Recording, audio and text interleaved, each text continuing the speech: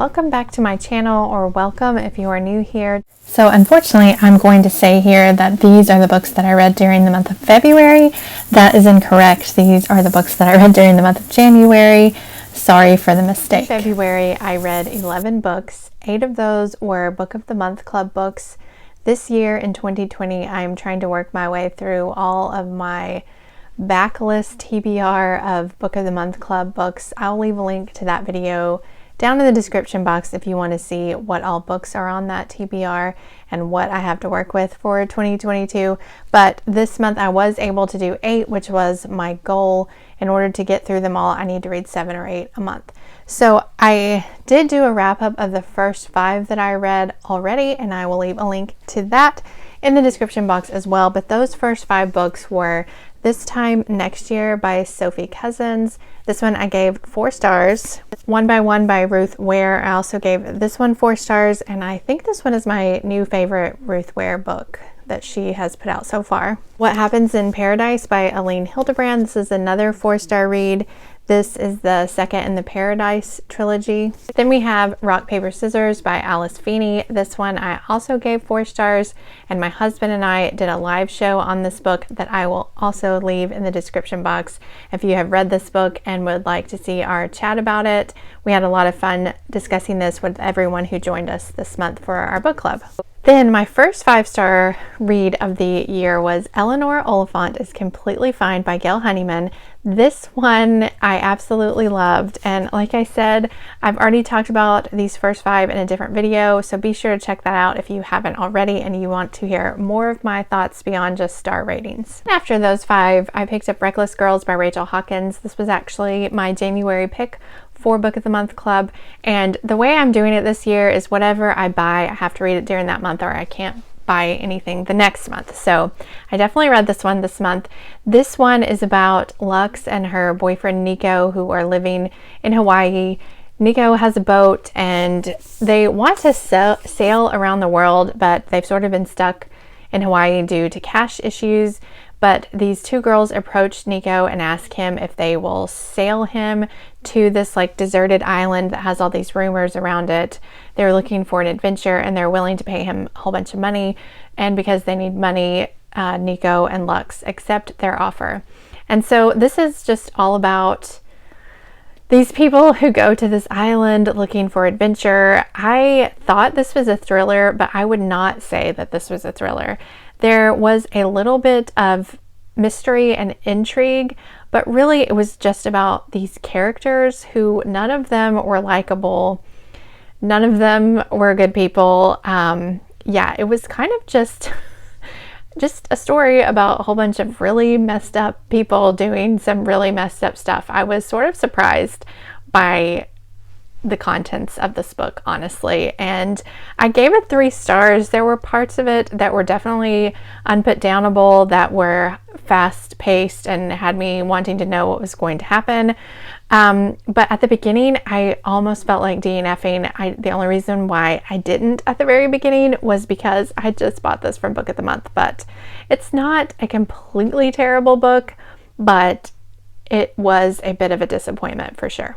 Then I picked up The Fountains of Silence by Ruta Sepetys. So this is the book that I decided to use for Chantel's Read Your Bookshelf Challenge. In January, the prompt was quiet, so you could pick any word that went along with quiet, and I thought silence worked pretty well. I'll leave a link to Chantel's announcement video if you haven't seen it already. You probably have, but just in case. So yeah, this one is a historical fiction novel that I think is marketed as YA, but I definitely think that older YA could read it, but I also really think that adults could read this too. So don't be turned off by this if you think that you're not interested because it's marketed as young adult. But I only read one other Ruta Sepetys, and I'm blanking on what the name of it is, but it is the one about the boat sinking. I'll put a picture of it right here if I remember it. So this is the one that I've read before, and I liked this one a whole lot better than that other one. I'm not sure why, if it was just my headspace for when I was reading this other one or what, but this one I really enjoyed the characters more, and I enjoyed the storyline more. I don't know, I just enjoyed this book so much better. So this one is taking place in Spain, and it's following several different characters that you switch out on their POVs throughout, you know, back and forth in chapters. We've got Daniel, we've got Anna, and we've got her brother and her sister as well, and her cousin. So you switch back and forth between all of those, which is kind of off-putting, I will admit, especially at first. And if you have to read this over multiple days, I definitely think that it takes you out of the story to have that many POVs and for the chapters to be that short, because the chapters are only like 3 or 4 pages. And so by the time, you know, you've just read a little bit from one person, you're switching to another person. And I think the only way, this is my opinion, the only way this book really works is if you have a long period of time to sit down and devote to it, like an hour or two, you know, each day. So I ended up, because at first I realized that this wasn't working for me, the short chapters and the way it was switching, I was getting really annoyed. So I just found a day where I could just read it for like 2 hours, and then I was like really into it. So yeah, I hope I'm explaining that well. But anyway, this takes place in the 1950s in Spain, and it is just about these characters and what they are going through during this time period. There is a little bit of a romance. There's a big look at the injustices that were going on in Spain during this time period. And I really recommend this one. I definitely want to read the other Ruta Sepetys books that I haven't read now that I've read this one, because before I was ready to give up on her, if I'm being honest. I do think the other one had really short chapters and lots of characters, and that was probably why I didn't enjoy it. Yeah, it's just hard to get into if you don't have a whole lot of time to devote to it at once, if that makes any sense at all. I think I talked about that book way too long. The last Book of the Month Club book that I read in January was Arsenic and Adobo by Mia P. Manasala. And this one is a cozy mystery, the first in the Tita Rosie's Kitchen mystery series. And I've been looking forward to this one, you know, since it came out, which was just, you know, last year, about a year ago.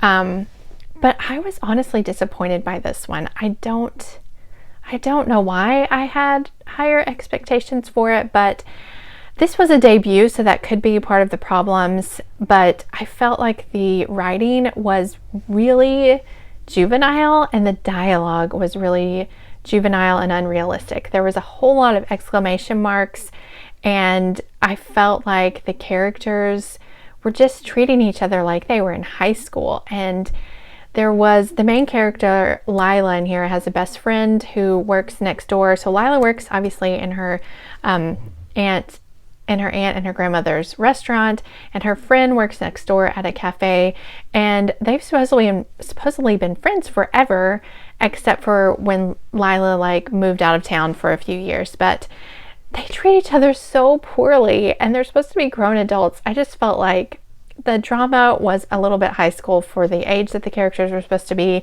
and the writing just wasn't that great. So I did give this 3 stars. I felt like I was generous because it was a debut. Otherwise, if it hadn't been a debut, I probably would have given it 2 stars. Now, I do have the second one of these on NetGalley already, and it comes out pretty soon. It might actually be this month, actually, Homicide in Hollow Hollow. And so I am going to read that one. I'm going to give her one more chance, and we'll see if that one is an improvement in her writing. Yeah, I'll just have to see. Okay, and then after that, I did pick up 3 books that came out in January that I had been excited to read.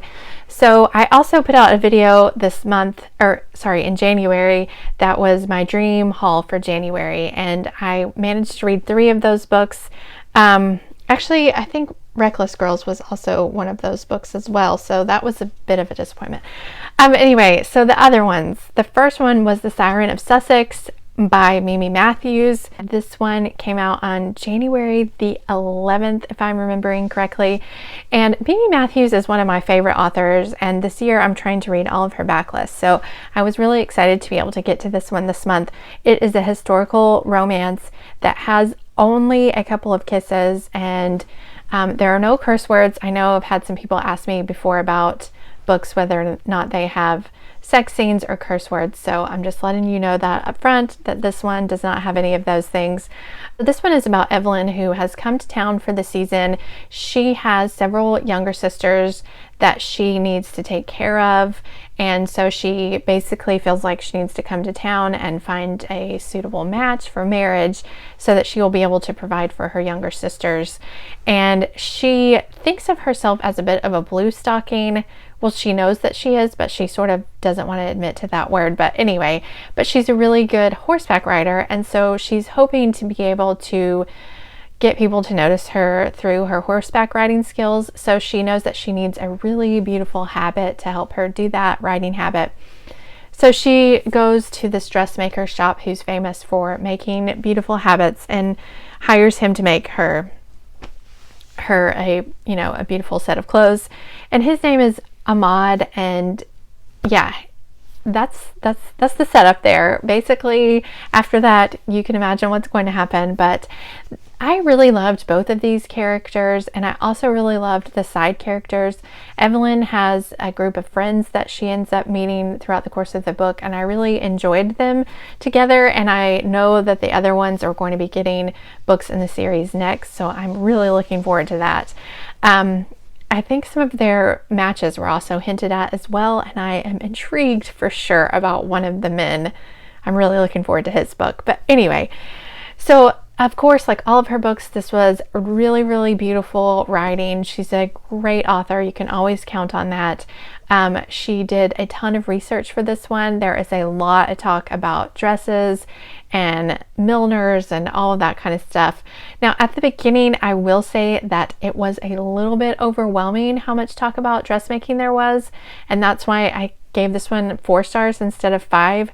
But eventually, once you sink into it, the 2 main characters definitely outshine all of the talk about dressing, and you fall in love with them and the setting and everything and their story, and it was just a great story, and I loved it all the way around. Now that I'm talking about it, I'm like, maybe it does deserve 5 stars.